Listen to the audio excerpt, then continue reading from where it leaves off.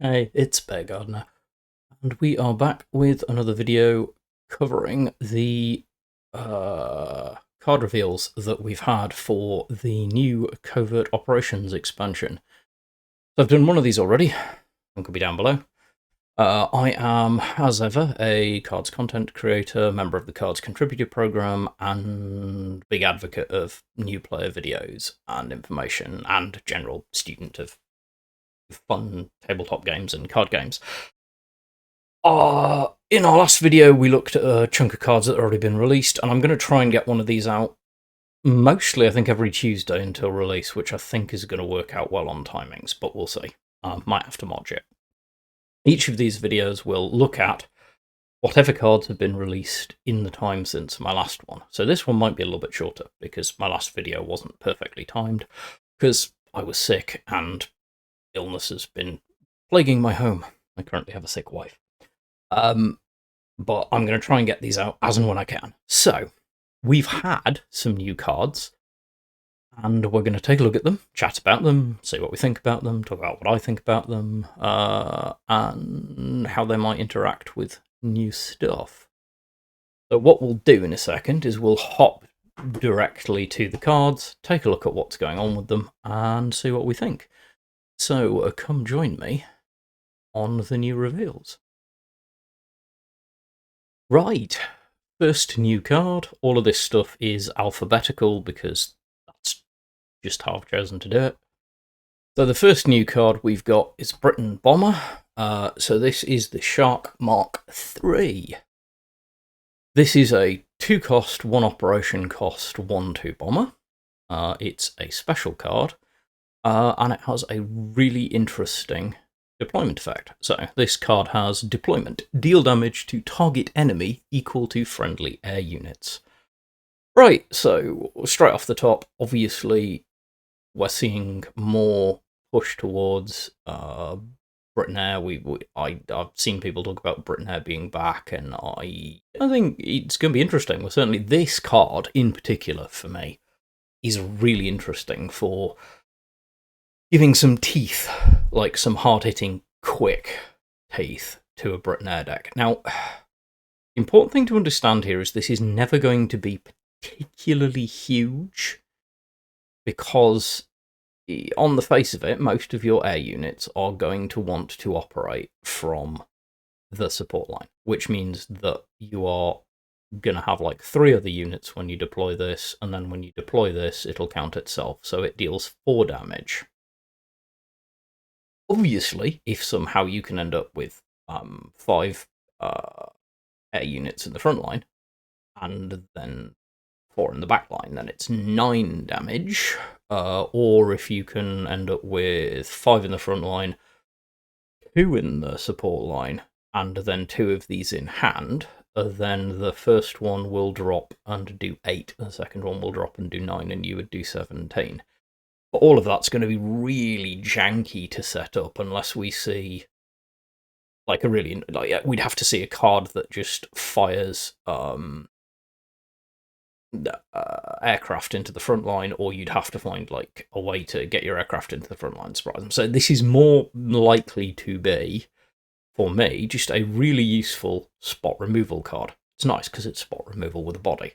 So you can drop this, remove an annoying unit by dealing direct damage to it equal to your friendly units, and then this thing hangs around as a 1/2 bomber. You can then obviously close air, support it, and buff it, and all of the other stuffs that you can do it. So on the face of it, I quite like this. I don't know, I think it'll see play. I don't think it's going to be pivotal to like game-breaking, winning OTKs or anything weird that way, but I think it'll be a good, solid utilitarian include for any Brit air deck, which I think is quite cool. And I like seeing more of it because I personally, when I first came into this game, my first thing that I fell in love with was a Brit US bomber spam deck that got me a ways, but then I got into like much more teched out decks and realised that it was a little bit weak by comparison. I like seeing a bit of a buff to air. So overall, I like this. I think it's good. It should be good for Britain. Next up, we have the 185th Folgore. Now, this is an Italian card.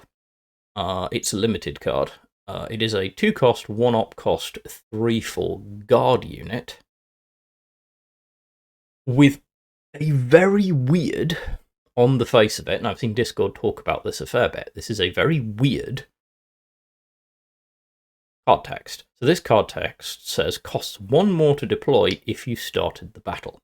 So if you are on the play, this is a 3-cost, 1-op cost, 3/4 guard.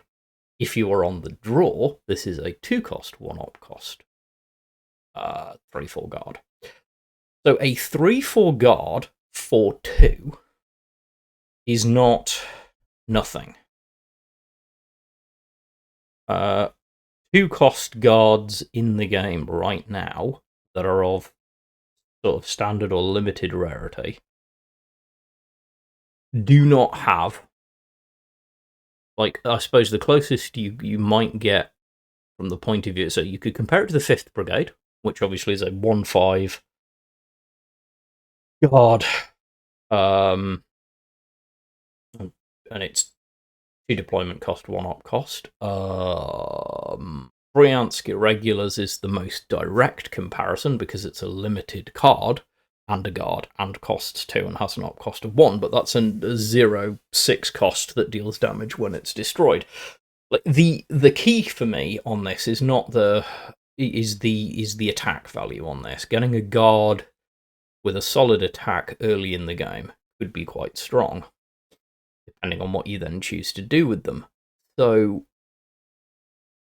unlike a lot of people, I've seen some people say that, but I won't say a lot of people, but I've seen some people say they think this card is mostly trash because it's just a weird effect, things like that. Weirdly, I actually quite like the introduction of this as a balancing mechanic. I'm surprised we're seeing it on a 2-cost. They switch it from a 2-drop to a 3-drop rather than seeing it on a 1-cost to switch a 1-drop to a 2-drop. If you're gonna look to balance it, like, it's an interesting thing to play with from a balance point of view. Is balancing out the advantage of going first with making this cost a bit more. I think it's going to turn a lot of people off from using it, but I will say, even at 3-op cost, at 3 deployment cost, a 3/4 guard is pretty solid. It's not amazing. It's not. It doesn't. So I mean, obviously, obvious comparison: Coldstream Guards. If it goes to 3-op cost, you can compare it to Coldstream Guards, but Coldstream Guards is, was it 1/5, 1/4? Goes to look. Coldstream Guards is 1/4, not 1/5. I had that one backwards. And adds naval support to your hand. With 3 attack, I mean, it's, I don't know. I'm not 100% sold on it, but I don't think it's quite as bicycle spokes or trash or shredder as some people might think it is. But it's interesting design space, if nothing else. Next, we have another Italian card, and this one is going to provoke conversations. Lots of them, I predict, and is also going to create some deck archetypes. So this is Convoy Attack. This is a 0-cost, standard Italian order. Deal 0 to 2 damage to any target. Right. Okay. So this is very different. We have seen, obviously, damage-dealing orders before. The most direct comparison you're probably going to see is going to be Diplomatic Attaché. Almost certainly. Which is the deal 1 damage plus 1 for each previously played Diplomatic Attaché, and it costs 1. Obviously, that is a comparison with this. That is a Japan card. The reason I bring this up as a comparison is Japan has also possessed the cards which will increase order damage. So on the face of this, you could get 4 cards for 8 damage, or you could get 4 cards for absolutely nothing. So you're probably not going to want to play this unbuffed. If you can get something on the board that increases your damage for your orders, then obviously the value of this goes up. But it's still random. Let's talk about the direct comparison, because I've seen it thrown about on Discord, and it's a fair comparison. I briefly tried to answer the point about why I think that this is... Someone did point out that they'd like to see this be like a 1-cost order that's like deal 1 to 3 damage, or like minimum 1. And I pointed out that I think the 0 cost with the risk is better design, mathematically. So let's talk about this comparative to its nearest native friend. So its cousin in Japan is Diplomatic Attaché. So if you play Diplomatic Attaché, the first time for 1 cost you are getting 1 damage. The second time for 1 cost you're getting 2 damage, for a total of 3 for 2. The third time you're getting 3 damage, which gets you a total of 6 for 3. And the fourth one you get 4 damage, which gets you a total of 10 damage or 4 credits. Unbuffed. We'll come to buffs in a minute. Convoy attack is completely free and could deal anything from 0 to 8 damage. If you get 8 damage out of it, of course, it's amazing, but that seems statistically unlikely. So I think it's important to keep that in mind. Now, when we start stacking with things that increase order damage, it gets more interesting. So if I go to look at the potential cards that can affect this, we start... Obviously, the first thing we do is we go directly to Japan, because they have the 2 most directly affecting cards for this, which are the M6A1 Seirang, which is a bomber, and as long as it's on the board, your orders deal +1 damage. You can run 2 of them because it's a special. And then there's the Kawanishi. Kawanishi H6K, which is another bomber. But that one it's an elite and it gives you +2 damage. So theoretically, you had 2 copies of Seiran and 1 copy of Kawanishi on the board. All of your orders would deal 4 more damage. Back to these. So if we assume that these deal 4 more damage, then for Diplomatic Attaché, that's an additional... so that's 16 damage on top of the existing 10, which would get us to 26. Convoy would max out at 8 plus 16, which is 24, which is 2 points less, and minimums out at flat 16. That's where the balancing point of having the 0 on this card, for me, as a design brain, matters. The fact that this can do nothing makes it, theoretically, a more worthwhile design space. If this was just 1 cost, deal X to X damage, it would be way too powerful, because you don't want a high roll effect that can't tank if you're going to make it a standard that can then be buffed by other effects.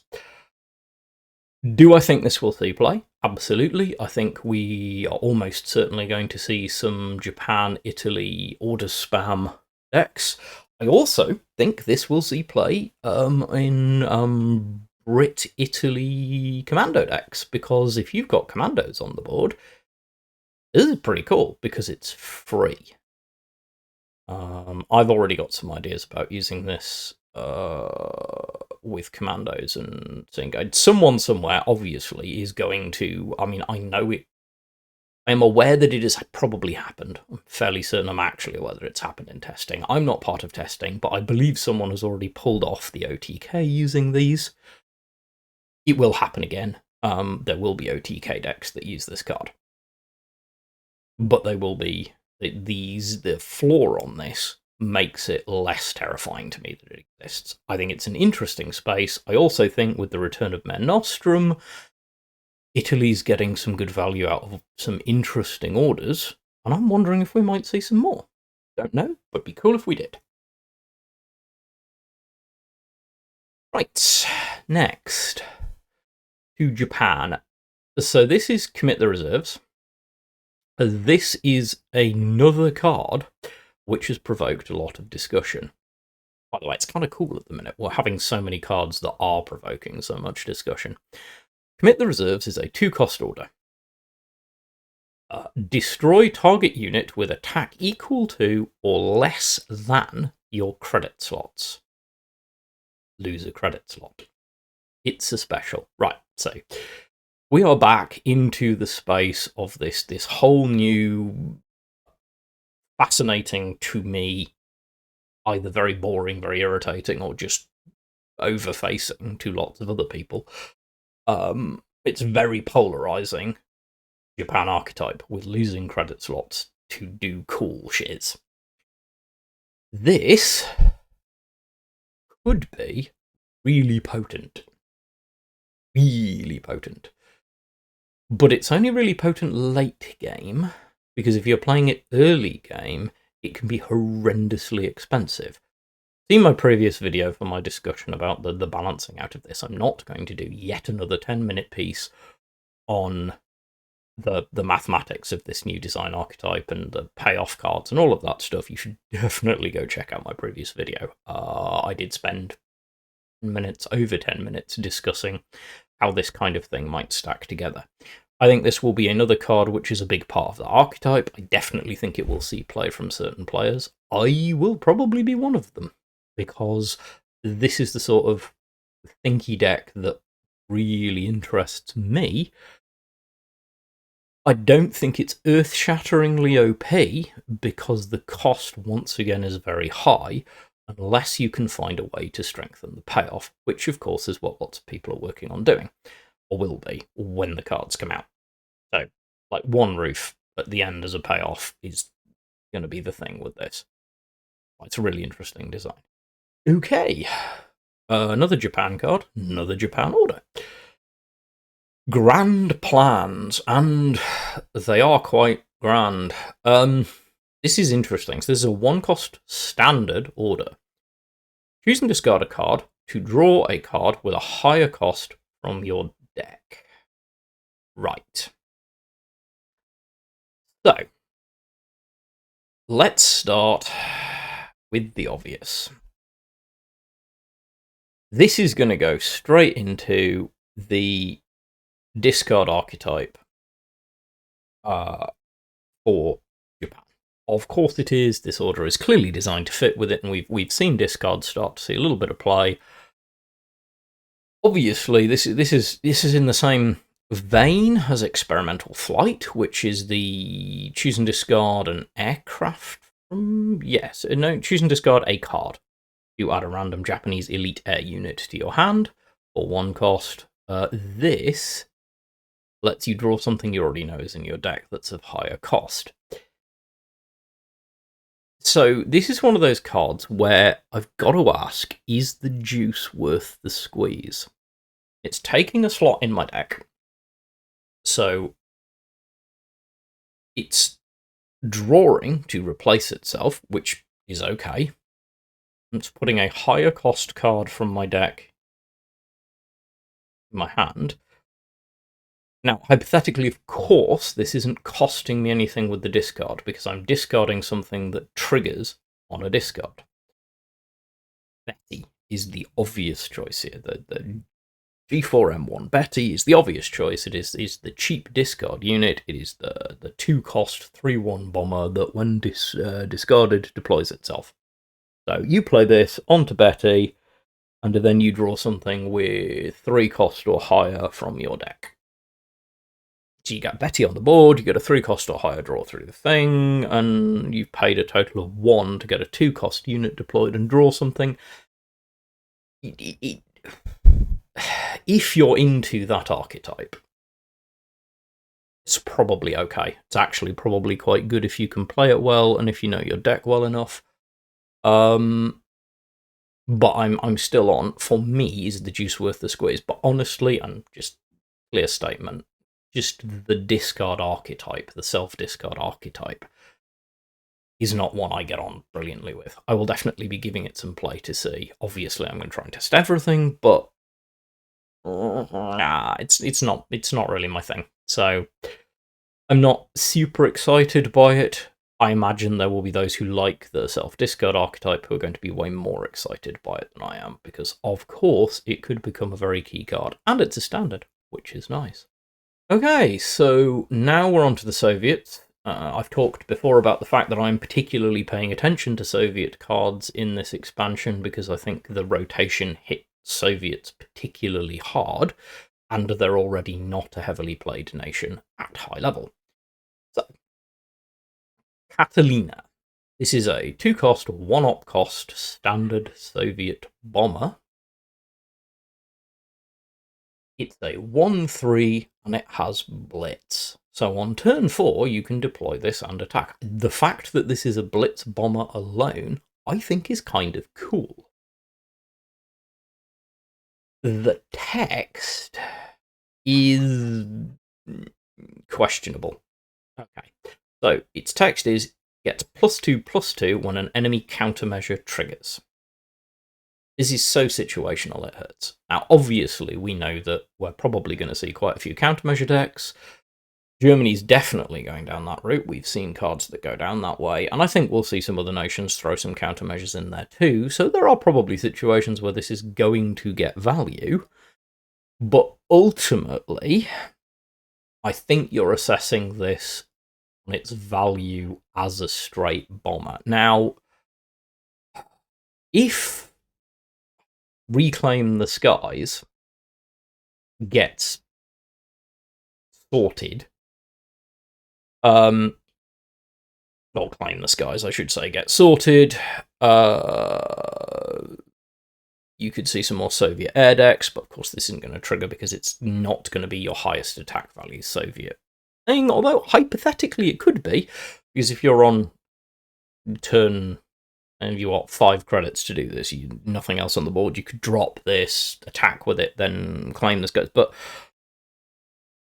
ultimately, I'm just evaluating it as a 2-cost, 1-op cost blitz bomber, and it's okay. It will very much depend on what's out there to support it. It really will. Obviously, there are possibilities, but ultimately, like, is it going to break the... I don't know. We might see some more Soviet decks. It's quite scratchy heady for me at the minute, because it depends on how much support we get. But it's an interesting design. And I kind of think it looks good. Also, I love the art. And I like the idea of a blitz bomber that's a small blitz bomber rather than a big blitz bomber. Kind of cool. Next Soviet card, the Su-100. This is a 4-cost or 1-op cost 4/3 tank with blitz. This is a turn 6 drop because you... no, this is turn 7 drop.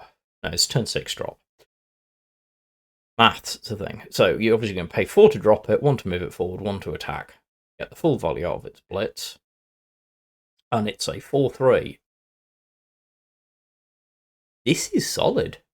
It's a special card.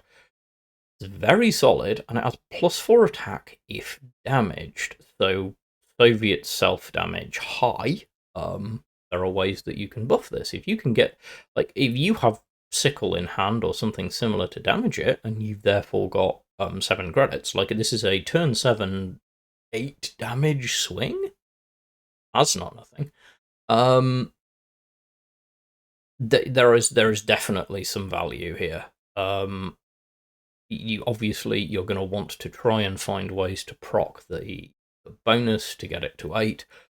But honestly, even as a 4/3 just blitz tank body, it's not terrible. Again, I think it's interesting because, as I mentioned in my previous video, we are starting to see just edges towards Soviets being a little bit more capable of hanging out in a more mid-range game. This, with its stats as is, has got some mid-range potential. It is a special. It's a decent special. Is it going to set the world on fire? Probably not. But there are some edge cases that could really strengthen this. Sura's Gate. Not Sura's Gate, sorry, not Sura's Gate. There is an order. I'm trying to remember the correct order. There is the order that does damage to everything and gives them all attack bonuses, which could stack with this, and I'm currently trying to look through it to see if I can remember what it is. Have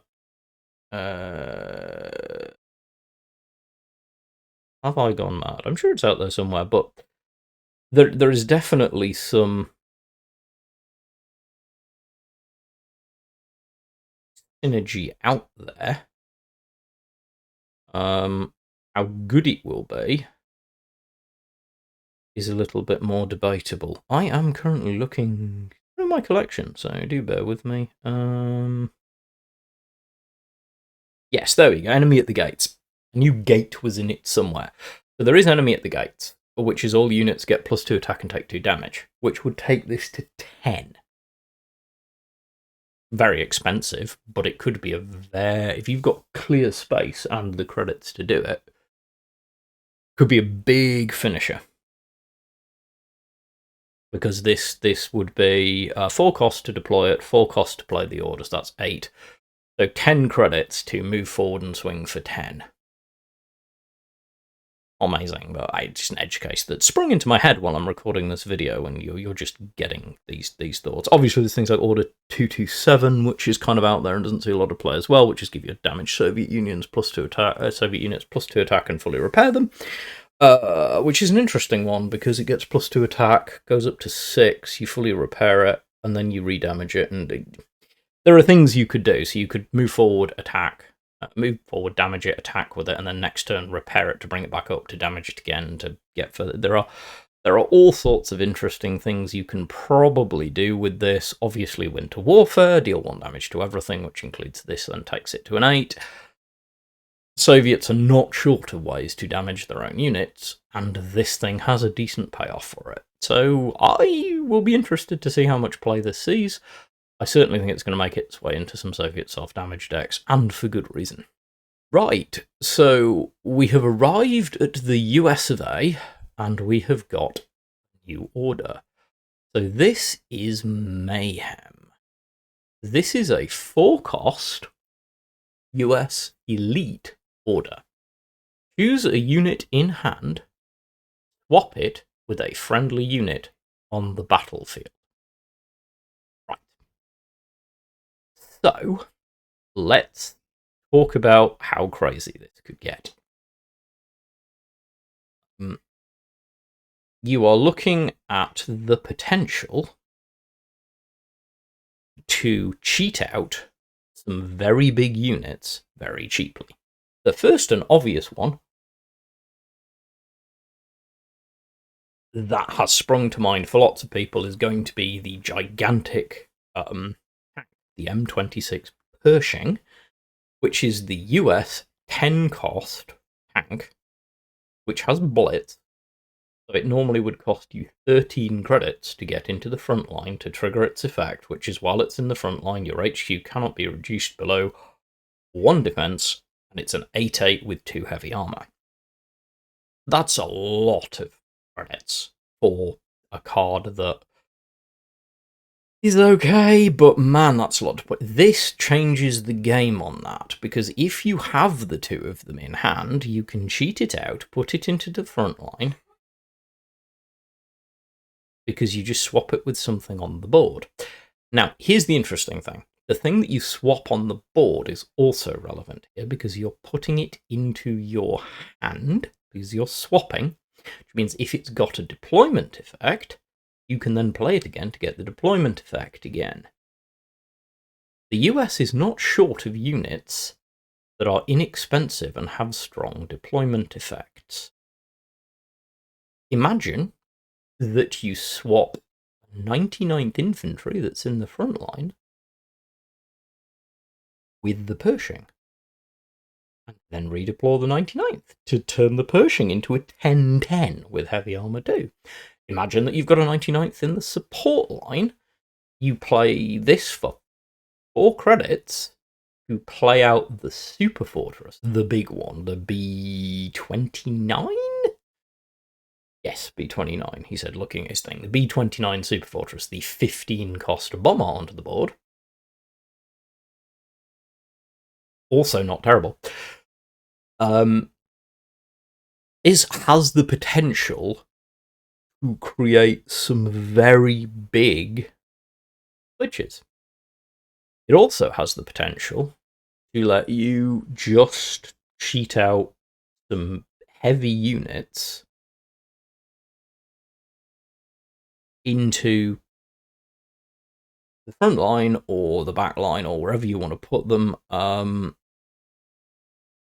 There are lots of different things you could theoretically do it with.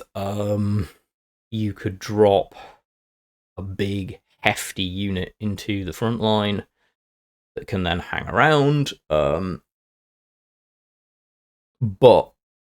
I think the big one that we're going to see with this is obviously we're going to see people trying to use this to cheat out really big units. And it's really interesting because it could be very strong if you play it well. I think this will be a very impactful order. I definitely think it'll see play. The fact that it's an elite means that you're going to have to find a way to get to it, obviously. Played well, it's definitely got some strength, and I've not even begun to get into the way it could interact with other nations, because you go into allied nations and stuff. I mean, you go nuts theory crafting with this. I certainly will, as to what you could bring out. But it's very interesting. So, a bunch of new cards. Kind of interesting. New stuff to go. My quick thoughts on them. Covert Operations is definitely shaping up in an interesting way. I look forward to doing this. As I say, I'm going to try and do one of these every week until release so that I can keep up with the cards. As usual, like, comment, subscribe, catch me on Twitch, all of that gubbins. Thank you for watching, thank you for supporting, and take care of yourselves, be good humans, and I will catch you next time.